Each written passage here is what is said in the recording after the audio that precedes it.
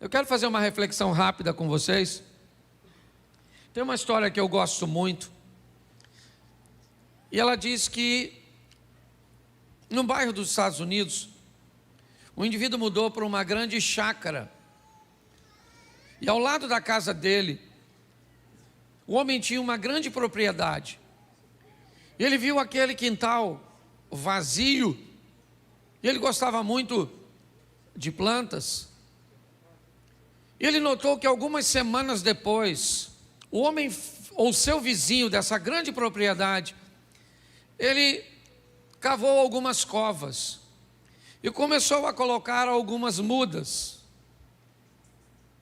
Mas o vizinho notou que ele colocava pouca água nessas mudas. Ele não aguava com tanta frequência. E o vizinho, então, começou a ficar preocupado com a integridade daquelas plantas e a possibilidade delas morrerem. Ele aguava, mas não com a frequência que o seu vizinho esperava e que olhava da sacada. Por muitas vezes ele viu as folhas daquelas mudas murchando e sempre o vizinho colocava pouca água. Um tempo depois, essas mudas se estabeleceram. Não era aquilo que o vizinho esperava olhando para a casa de seu próximo, mas algo muito mais esquisito começou a aparecer. Volta e meia aquele homem aparecia no quintal com um chumaço de jornal bem grosso e fazia questão de passar por todas as mudas, sempre dando algumas pancadinhas nas mudas. O homem nunca tinha visto aquilo e era algo que soava para ele muito estranho. Durante um bom tempo ele viu seu vizinho dando pancadas naquelas pequenas mudas que ainda não estavam tão encorpadas. Um ano depois, a empresa deste homem o transferiu para uma cidade bem ao norte dos Estados Unidos. E depois de 20 anos, ele volta à sua cidade e tem a curiosidade de ver a casa onde morava. Aquela semana um furacão havia passado por lá e alguns estragos tinham acontecido. E ao entrar na rua de sua antiga casa, ele reparou que a maioria das árvores estavam tombadas, estavam caídas. Mas quando ele, da calçada, olhou para sua antiga casa, ele viu ao fundo a casa de seu vizinho. Árvores sadias, grandes e fortes estavam lá, e o vento do furacão sequer havia derrubado uma. Ele então foi ao vizinho para cumprimentá-lo, e durante esse cumprimento ele falou com o vizinho e lembrou de quão estranho era o comportamento dele no que diz respeito àquelas árvores. E finalmente ele perguntou por que ele aguava tão pouco. E o vizinho disse para ele: porque eu tinha o intuito de que as minhas árvores não tivessem água com facilidade, para que elas pudessem aprofundar suas raízes e tirarem a água do mais fundo possível. Mas eu também estranhei porque você batia nelas. E ele disse: porque eu sabia que a nossa região, volta e meia, é visitada por furacões. E desde cedo, eu ensinei as minhas árvores a lidar com as intempéries, com as dificuldades. E por isso, nenhuma delas caíram. Hoje, mais uma vez, eu quero fazer com a igreja, e acho muito propício, uma reflexão sobre uma palavra que Deus me deu há mais de 10 anos atrás, cujo tema é aprendendo com as tempestades. Todas as vezes que as tempestades se levantam, elas não têm a autorização e nem o poder suficiente para destruir a nossa vida. Tempestades que vêm na direção daqueles que servem a Deus, elas seguem junto com o cumprimento da palavra de Deus, que todas as coisas cooperam para o bem daqueles que amam a Deus. Todas as vezes que você se depara com uma adversidade, normalmente ela tende a retirar de ti algo que você sequer imaginaria que tinha. Forças que você jamais imaginou que foi capaz de acessar. Davi jamais imaginou que seria capaz de vencer um oponente tão grande até o aparecimento de Golias.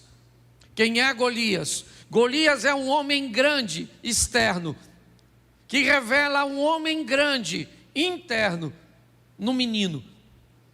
Golias é alguém que faz Davi se lembrar de leão, de ursos, de batalhas passadas, de adversidades anteriores que não venceram.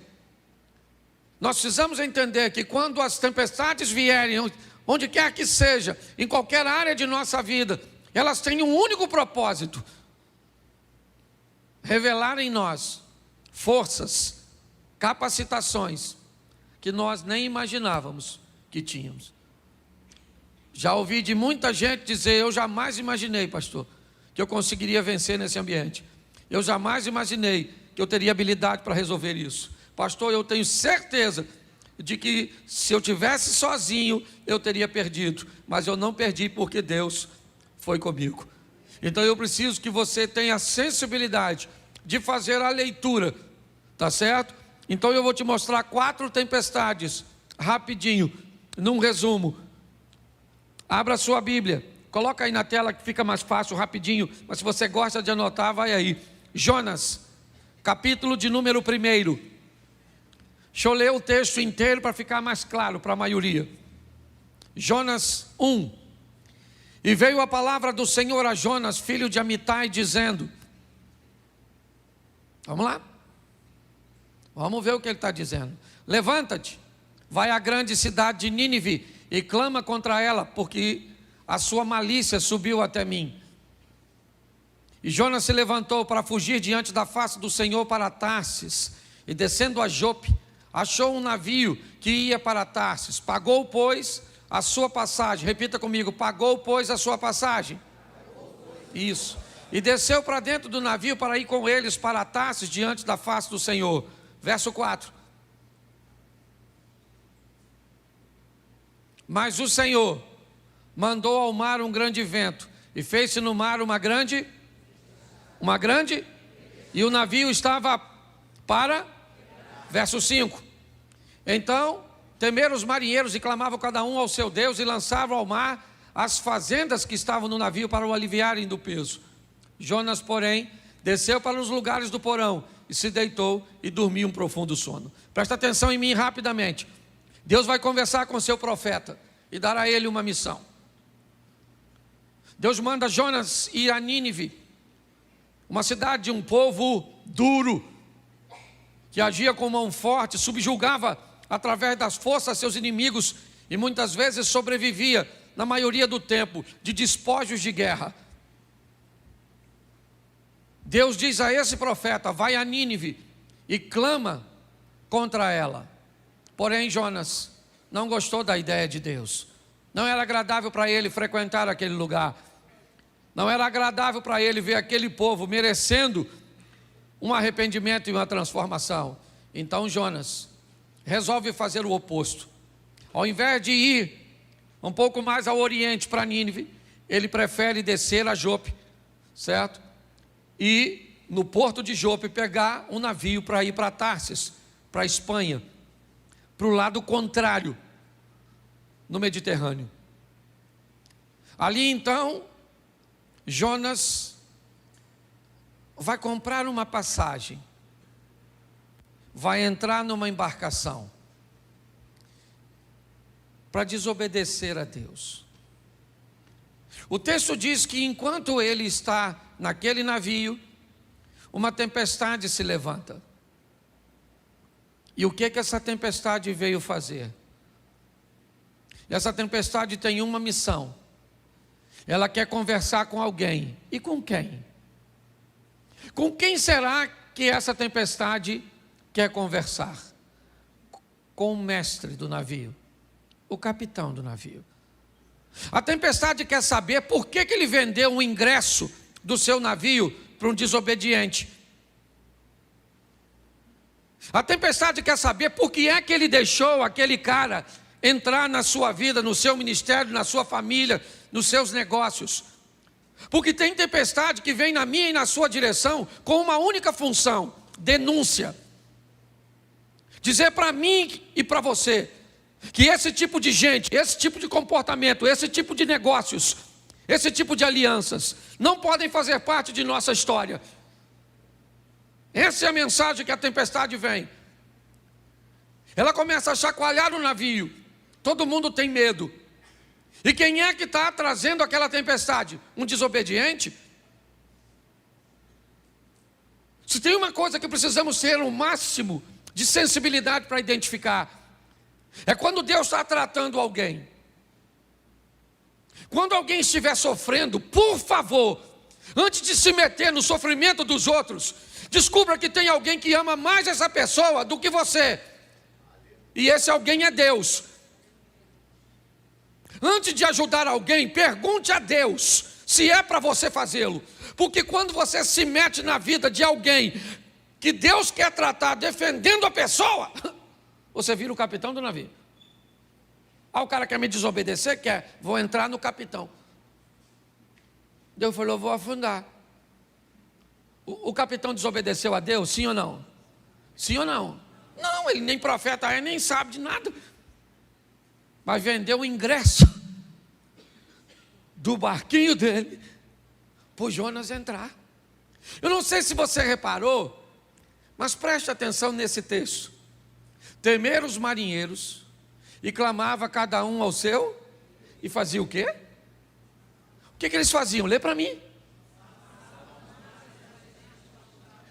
Jogavam fora as coisas de valor.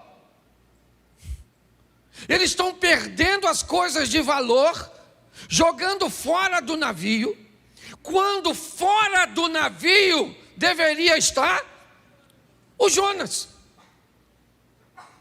Preste atenção, está assim de gente, perdendo o que não precisa perder, porque não tem coragem de jogar fora aquilo que precisa jogar. Nós precisamos ter a sensibilidade. A tempestade veio. O que ela está querendo? Afundar meu navio? O que é? Será que ela tem o cunho de denúncia? Então o que é? É meu comportamento? Tá bom. O que é? O que está acontecendo para que eu enfrente tudo isso? Eles começam a jogar fora e perdem o que não precisa perder. A tempestade para quando eles jogam a carga fora? Não. Então, o capitão do navio começa a vasculhar seu navio. Porque nem sempre o que vai te levar para o fundo é fácil de enxergar. Está diante dos seus olhos. Às vezes o que vai te levar para o fundo é aquilo que você nem percebe, que está escondido. Tem gente com um comportamento tóxico e nocivo e sequer é capaz de identificar porque tem aquilo. Às vezes precisa de um profissional da área psicológica. Eu vou falar para vocês, isso aqui que eu tenho, é herança de uma depressão que eu tive. Foi muito forte. Eu fui para o sítio, eu não queria mais vir para a igreja, eu não queria tomar banho, eu não queria comer, eu não queria fazer nada. Estava cansado, sei lá. Troço doido. Se você já teve depressão, você sabe o que eu estou falando.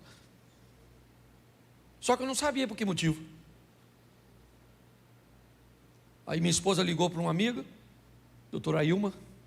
Doutora Ilma foi lá no sítio, ela e seu esposo, veio lá de Vitória, foi lá. Sentou e falou comigo, Cláudio, converse comigo tudo. Fala da sua vida. Eu falei, o que é que minha vida tem a ver com essa depressão? Está querendo é fofoca. E eu comecei a narrar minha vida para ela. Meu pai casou tantas vezes, me dava para uma família aqui, que me jogava para outra lá, que eu ia para outra lá, e que eu ia para outra lá, e que eu ia para outra cá. E aí, agora eu era pastor de igreja, e aí... Moral da história, ela descobriu que todas as vezes que alguém ia embora da igreja por qualquer motivo, eu sentia dor da rejeição dos lares que me mandavam embora. Agora você pensa só se eu não ia morrer com uma igreja que todo dia sai gente, chega gente, sai gente, chega gente, sai gente. Eu não sentia dor nenhuma porque quem chegava, só sentia dor porque quem ia. Quando eu identifiquei o miserável do Jonas, aliás, nem fui eu, fui ela. Quando ela falou: Cláudio, você não... Aí, o que você faz? Eu falei: o quê? Eu tenho o prazer de construir. Ela falou: e o que você sente depois que constrói? Vontade nenhuma de entrar no lugar onde eu construí. Olha que loucura. Aí ela me disse: sabe o que é isso, Cláudio? Você só constrói para mandar uma informação para você mesmo, que ninguém nunca mais te manda embora daquilo que é seu. Mas é só você terminar de construir que você não quer entrar e você vai construir outra coisa. Menino, pensa numa cura instantânea. Eu falei: é isso? Então tá bom. Me deu algumas ferramentazinhas e eu fiquei bom. Porque se você não sabe o que te leva para o fundo, às vezes é aquela mágoa, aquele ressentimento, aquela decepção. Lá em 1945, assim que a guerra acabou, e você guarda isso dentro de você. Você conhece alguém assim? Porque tem gente que parece cemitério de coisa ruim. Pois bem, tem tempestade que só vem para denunciar que tem algo dentro de você que precisa sair. Pegaram o Jonas e levaram para fora e falou: Jonas, quem é tu? Ele falou: eu sou hebreu, desobedeci a Deus e entrei no seu navio. Ele falou: pô, cara, tanto navio para tu entrar? Tu entrou justamente no meu, mas o seu que deu para comprar o ingresso. Sabe o que é mais interessante dessa história? É que o Jonas disse que o problema era dele, ou era ele, mas ele pulou? Sim ou não? Porque o problema não vai embora sozinho. Se tem uma coisa que um problema ama, são pessoas adaptáveis. Pensa num lugar onde o problema gosta de se estabelecer. É naquele casamento onde as pessoas se adaptam com facilidade. É na vida daquelas pessoas que são altamente adaptáveis. Porque pessoas que se adaptam não costumam mudar de vida. Elas se adaptam. O Jonas falou: o problema sou eu, mas eu não pulo. Vocês que têm que me jogar fora. Você está entendendo? A decisão é sua. A tempestade aparece, diz onde o Jonas está. Você sabe que é o Jonas, mas a hora de jogar ele fora dá uma dó. Por quê? Porque às vezes o Jonas é seu namorado, o Carlos. Mas você já tem 35. Só sobrou o Carlos. Então já está naquele dilema: aquele que vier a mim, de maneira nenhuma o lançarei fora. Pastor, se não for o Carlos, quem vai ser? Está assim de gente, que quando chega a hora que necessita tirar algo ou alguém da sua vida, fica com dó, com pena, de tirar aquele funcionário, de remover aquele amigo, de mexer no distanciamento daquele parente. Às vezes quem vai levar para o fundo, você para o fundo, é sua mãe.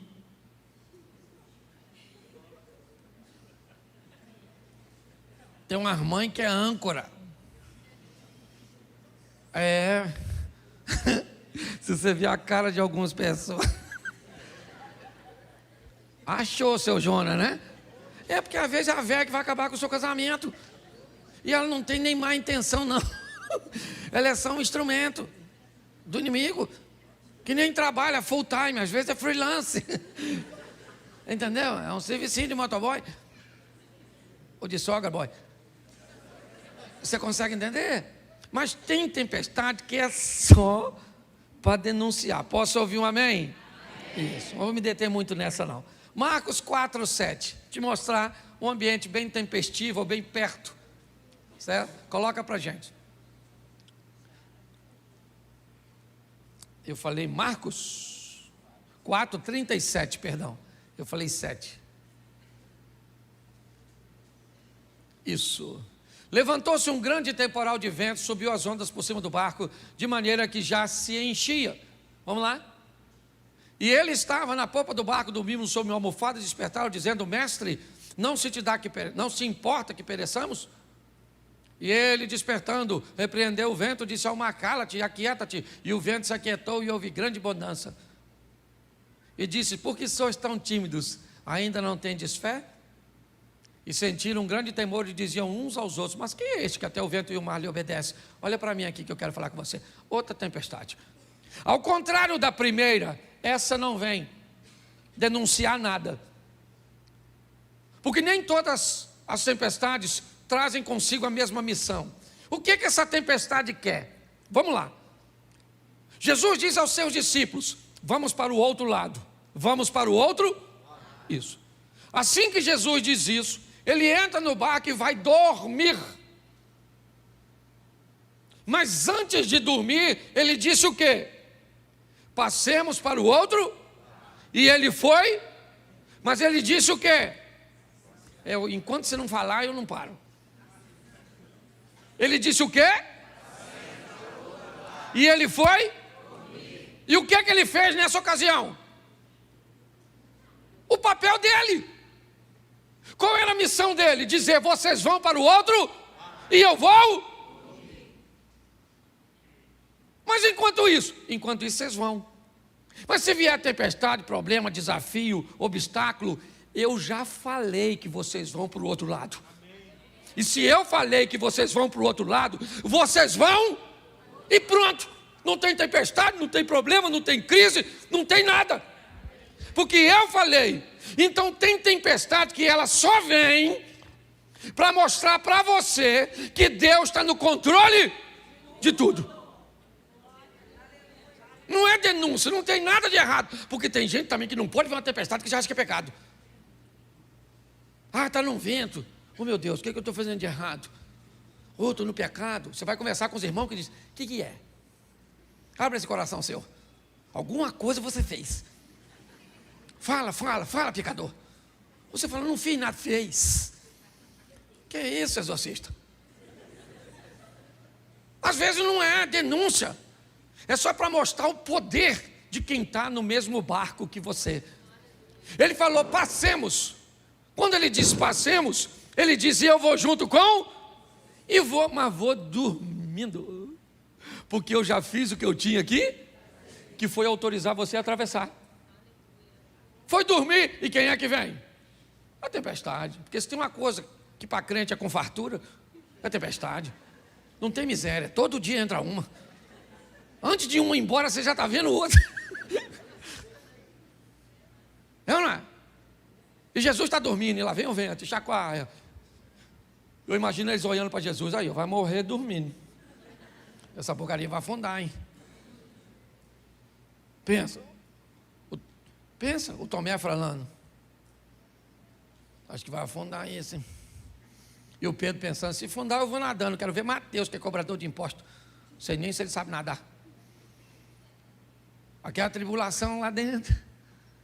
E vão afundar, não vão morrer, não vão perecer, até que alguém vai lá em Jesus e acorda. Eu não sei nem se ele estava dormindo. Falei: ô Jesus, todo molhado, ó. Jesus. Eu imagino ele levantando, pensa: e que foi, gente? Chegou? Chegou a tempestade. Ele está querendo afundar a gente. O senhor não está vendo que nós vamos morrer? Jesus deve ter falado: eu falei, passemos. Ele olha para o vento e diz: ô vento, cala essa boca. Ô mar, fica quietinho, não quero nem marola. Agora é piscina. O vento parou de soprar, o mar ficou calmo. E os discípulos falaram: gente, quem é esse? Como que é esse? Esse é Jesus que você está andando um tempão do lado dele. E às vezes você precisa de uma tempestade para saber quem ele é, porque sem ela você não conhece. Tem tempestade que ela só vem para mostrar para você o poder do Deus que você é. A hora que você reconhece, o problema se desfaz. Sim ou não? E vamos para outra tempestade, para não demorar muito nessa, senão fica numa tempestade só. Mateus 14, 24. Esse é um ambiente também um pouco complicado. Vamos lá. O barco já estava no meio do mar, açoitado porque o vento era isso. Meio que uma tempestade noturna. Ela acaba atingindo o barco que Jesus está com seus discípulos. O que essa tempestade quer? O que esse ambiente ele deseja? Será que é uma denúncia como a de Jonas? Será que é revelar o poder de Jesus que está dentro do barco? Bom, de denúncia não é. De Jesus dentro do barco também não, porque nem dentro do barco ele está. Então, o que essa tempestade vem trazer? O que esse ambiente? 3 horas da manhã, tudo escuro, vento soprando, a água querendo entrar. Jesus aparece andando sobre as águas no meio desse ambiente. E dentro do barco começa a acontecer algumas coisas. A primeira é um temor muito grande, pois eles estão num local que não é a realidade da maioria de seus discípulos, apenas de 4 que eram pescadores. Os outros 8 não estavam preparados para aquilo. Segundo, tem um indivíduo andando em cima d'água e alguém já gritou que é fantasma. Então o caos está estabelecido. Mas o que isso vem trazer? A iniciativa de alguém que está dentro do barco. Tem tempestade que acontece num grupo, mas que só vai dar a lição para uma pessoa só. Tem tempestade que vem numa família com um propósito de criar um novo estilo de vida para apenas uma pessoa. No meio daqueles 12 discípulos, se levanta Pedro e diz: eu gostaria de ir andando até onde o Senhor está. Tem alguma coisa de errado. Mas presta atenção, porque a palavra de oferta vai fazer muito significado para você agora. Qual era o local mais seguro nessa ocasião? Qual era? O barco. Se você estivesse lá, onde você ficaria? Essa é a questão. Nós queremos viver o incrível, o sensacional, o extraordinário, provar, vencer, romper. Onde? Dentro do barco.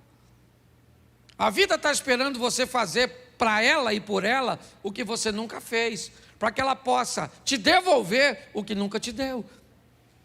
Quando Pedro diz, eu quero ir aí fora, Jesus era para dizer, não. Não tem nada aqui, Pedro. O que você quer vir fazer aqui onde eu estou? Se eu estou indo para aí. Mas Jesus disse para Pedro, vem. Vem, Pedro. Viva seu milagre e dê uma lição em todos os outros que não têm coragem de sair do barco. Tem tempestade que só vem para mostrar para você que você é capaz de viver e mostrar para quem está perto de você que se tivesse coragem de agir, viveria a mesma coisa. Por isso que a Bíblia diz que nós somos sal e luz, porque o nosso estilo de vida precisa inspirar outras pessoas. Tem tempestade que só vem para isso. Qual é a finalidade dessa tempestade? Criar em Pedro um posicionamento, uma postura. Pedro sai do barco, vai andar com Jesus sobre as águas. E quando ele volta para o barco, quem está dentro do barco diz o quê? Vamos lá. Bota o 25. Vamos embora? 26. Vamos lá. 27. Vamos embora? É porque eu não sei qual é, vamos embora. Isso aí, vamos embora, a gente vai chegar lá. Vai embora. Já está no último? Tem o 32? 33? Então aproximaram-se os que estavam no barco e adoraram, dizendo... Qual é a diferença entre esses caras e Pedro? É que Pedro descobriu que Jesus era o Filho de Deus, enquanto ele estava fora do barco. Vamos imaginar um culto desse, depois dessa passagem?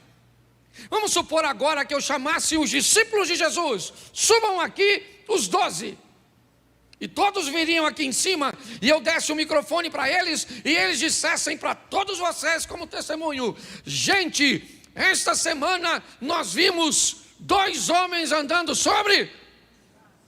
Pedro poderia dizer: preste o microfone aí. Só para ficar claro, gente. Um dos 2 era eu, e o outro era Jesus. Tudo ficou. Você consegue entender isso? Tem tempestade que ela vem para mim e para você, com a oportunidade de vivermos o incrível, o sensacional, de andarmos sobre as águas, de ultrapassarmos os problemas. Vamos para a última, e eu termino aqui? Vamos embora. Atos dos Apóstolos, a pior das tempestades, capítulo de número 27, verso 18.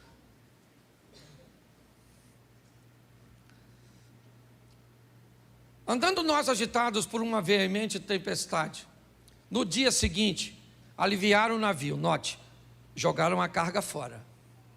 Ao 3º dia, nós mesmos, com as próprias mãos, lançamos ao mar a amarração do navio. Presta atenção, eles começam a tirar toda a resistência ao vento, ok?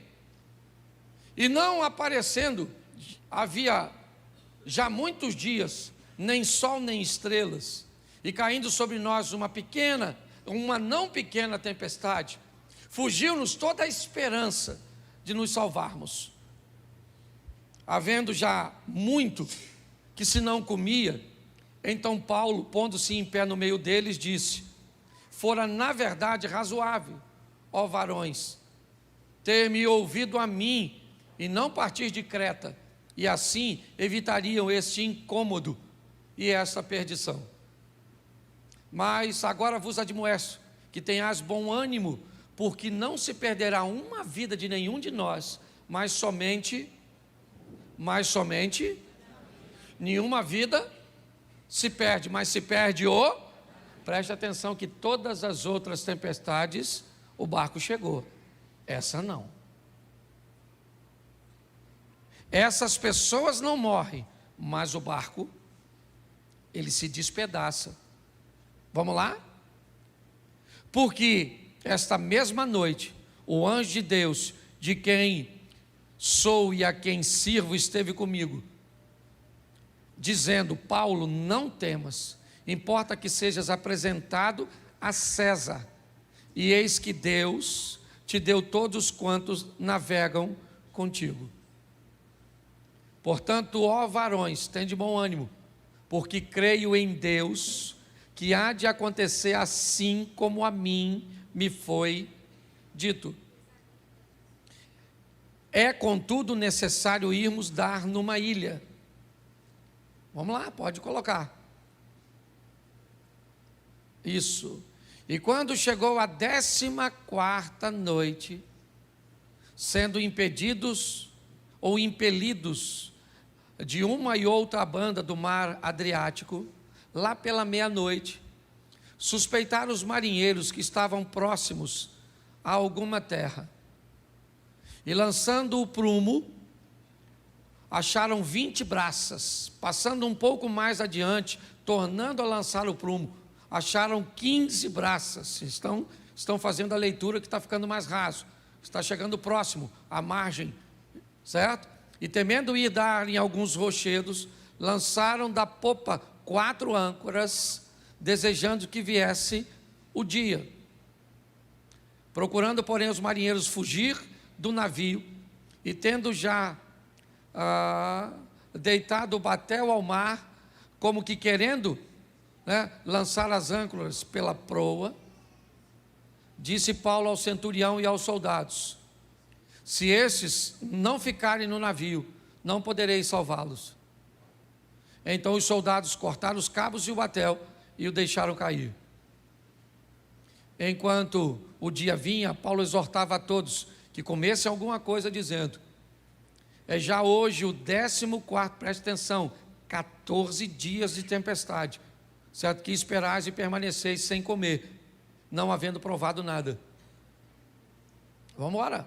Portanto, exorto-vos que comais alguma coisa, pois é para a vossa saúde, porque nenhum cabelo cairá da cabeça de qualquer de vós.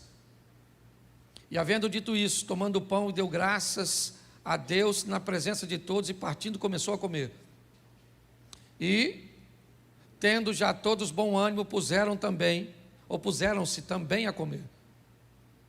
A tempestade vai rolando. Pode ir embora, meu irmão. Eu vou terminar com a leitura.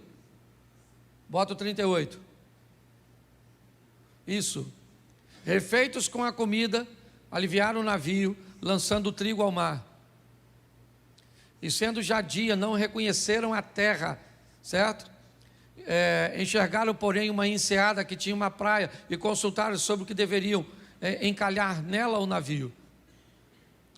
Levantando as âncoras, deixaram ir ao mar, largando também as amarras do leme, e alçando a vela maior ao vento, dirigiam-se para a praia. Dando, porém, num lugar de 2 mares, eles encalharam ali o navio, e fixa a proa ficou imóvel, mas a popa abria-se com a força das ondas. Então, a ideia dos soldados foi que matassem todos os presos, para que nenhum fugisse, escapando a nado. Vamos embora. Mas o centurião, querendo salvar a Paulo, lhes estorvou, dizendo, estorvou esse intento, e mandou que os que pudessem nadar se lançassem primeiro ao mar, e que se salvassem em terra. E os demais em tábuas, e outros em coisas do navio. Assim aconteceu, que todos chegaram à terra a salvo. Preste atenção em mim. Eu não sei quanto tempo você enfrenta a sua tempestade,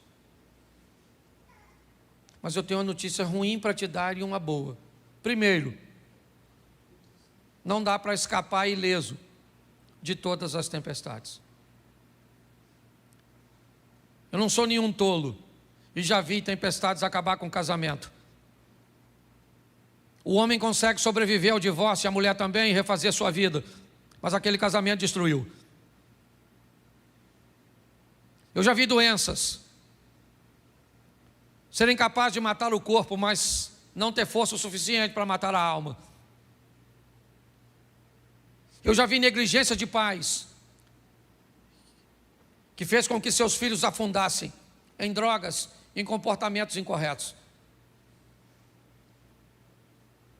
Mas eu não sei se você reparou o que Paulo disse a esses indivíduos no meio da tempestade. Eu avisei a vocês que não era para ter saído. Eu falei com vocês que essa viagem não ia terminar bem. Eu avisei. Me parece que o que Deus está dizendo é o seguinte: eu estou sempre buscando uma maneira de alertar vocês. Mas está aí, beleza, nenhum, todos, tábuas, coisas do navio, tudo aquilo que flutuava, se tornou um ambiente onde eles pudessem se apegar. É verdade, mas o navio afundou. O navio não chegou. Infelizmente, tem tempestades, irmãos, que vai afundar seu casamento. E sabe por que vai? Porque você não escutou as orientações. Vai falir sua empresa. Vai matar seu corpo. Vai.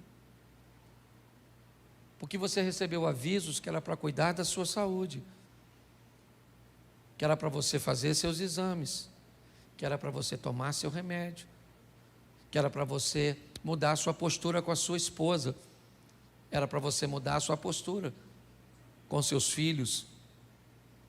Mas infelizmente a mensagem não foi ouvida, e o que aconteceu? O navio afundou. Eu acho que vale a pena levarmos hoje os exemplos dessas tempestades. O que ela pode fazer? Às vezes é só uma denúncia. Pegue, tire da sua vida e a tempestade passa. Às vezes é para mostrar, eu estou dentro do navio e eu disse que você vai passar, e você vai passar porque eu disse. Às vezes eu estou fora do navio e quero causar dentro do barco, certo? Dentro de você, um movimento para que você consiga ir lá fora e andar sobre as circunstâncias. E aqui vale um alerta. Por muitas vezes eu já vi meu casamento encalhado aqui e as ondas batendo, querendo despedaçá-lo. Eu já vi. Eu tenho 31 anos de casado. Você pensa que a pauta divórcio nunca circulou no meu casamento? Já. Mas atento aos sinais. Graças a Deus, sempre deu tempo de tomar uma providência. Vamos sair daqui hoje entendendo que as tempestades vêm e elas não têm o propósito de nos afundar, apenas de nos ensinar. Você pode fechar seus olhos? Pai, em nome de Jesus, não é a primeira tempestade que enfrentamos, não é a última que iremos enfrentar. Sabemos que cada uma delas traz consigo uma mensagem. Sabemos que quanto mais rápido formos capazes de identificar a mensagem, mais rápido ela vai passar. Que nenhuma dessas tempestades cheguem ao limite de afundar a nossa embarcação. Continue conosco, Senhor, pois a tua misericórdia fez com que em todas essas tempestades, seja a de Jonas, seja a de Marcos capítulo 4, a de Mateus capítulo 14, ou a de Atos dos Apóstolos. Por isso, continua conosco, Senhor, nos dando forças para vencermos as nossas tempestades, ou as tempestades que vêm sobre nossa vida. Continue conosco, Senhor, que vem aí a próxima tempestade, e que mais uma vez nós consigamos vencê-la e aprender com ela. Leva-nos aos nossos lares, guardado por tuas mãos poderosas, para vivermos a melhor semana de nossas vidas. Que seja uma semana de boas notícias, que seja uma semana de bons negócios, que seja uma semana de vitória. Te damos graças por tudo, em o nome de Jesus. Você pode dizer amém? Amém. Que Deus te abençoe.